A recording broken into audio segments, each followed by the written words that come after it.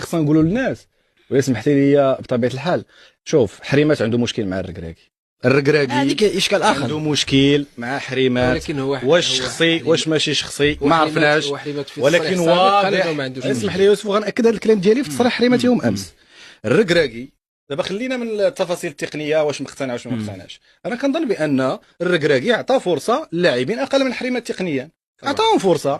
كنقول عطاه انه يلعب في المنتخب مده طويله، لا، عطاه فرصه انه يلعب بطبيعه الحال ويبين الى ما بينش. فرصه تقنيا، اقل فرصه تقنيا عندنا غير حنا. اعطى اقل فرصه تقنيا للاعبين. دابا كاين اللاعبين المحترفين المستوى العالي وكاين اللاعبين المحليين.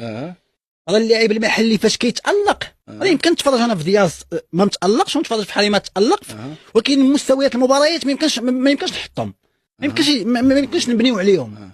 راه يمكن نجيب ابراهيم دياز نجيبو في المباراه، نجيب ابراهيم دياز المباراه ديالو يوم امس. دابا حنا كيبان المنتخب الاردني راه ايقاع عالي، والبارح كنشوف واحد مباراه عالميه، مباراه عالميه، مباراه عالميه في ريتم عربي. شوف هذا النقاش ريتم عربي. شي المنتخب الاول اللي فيه اشرف حكيمي ونصير مزراوي وياسين بونو، راه هذا الكاس العربيه راه يفضي معاهم في الاول. لا، ولكن بلاتي هذا النقاش ديال حريمات يوسف الا سمحتي، واش هذا النقاش حريمات جديد؟ الميكرو واش هذا النقاش ديال حريمات جديد اليوم؟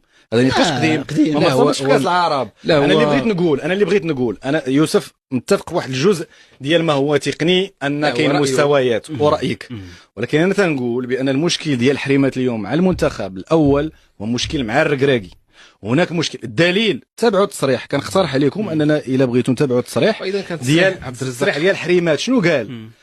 اول ما بدا يشير بالسكيتيوي وانه انسان واب وخلوق وكذا وهذا، بمعنى انه بحال الا بغى يبين للجماهير بان راه هذا الشخص. هذه قراءه ديالك انت، القراءه ديالي طبعا، التاويل ديالي بمعنى انه راه كاين شي حاجه اللي بطبيعه الحال ماشي هي هذيك في علاقتي انا كحريمات مع وليد الركراكي.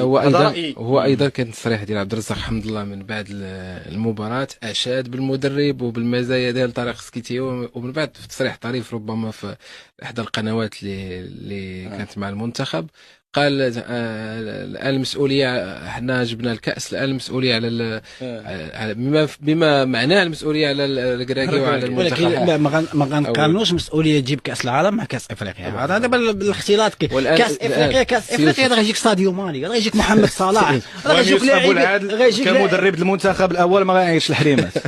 انا كمدرب المنتخب الاول انا عيط الحريمات. وانت واحد فينا مدرب ديال المنتخب.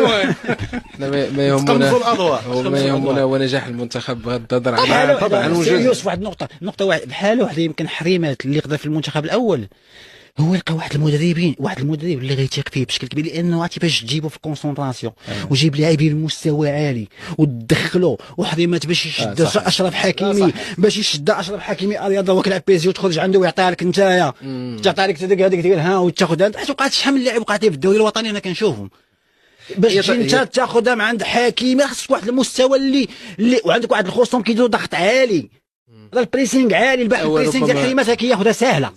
انا شوف، انا ماشي ضد حريمات، ولكن كاينين واحد المستوى تحت الضغط.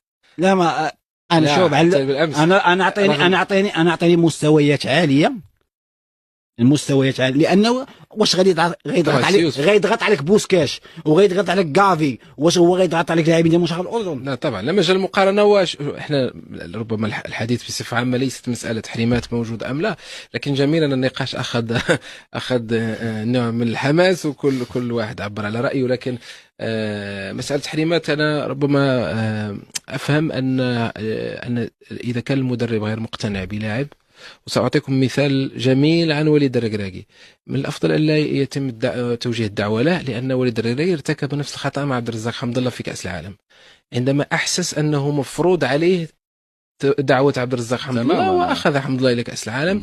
وربما لأنه في ذاك التوقيت الزمني خويا يوسف وليد الركراكي ما كانش قوي، كان يلاه دابا وليد الركراكي واخا تغوت عليه الشعب كامل اللي في راسو لأنه قوي.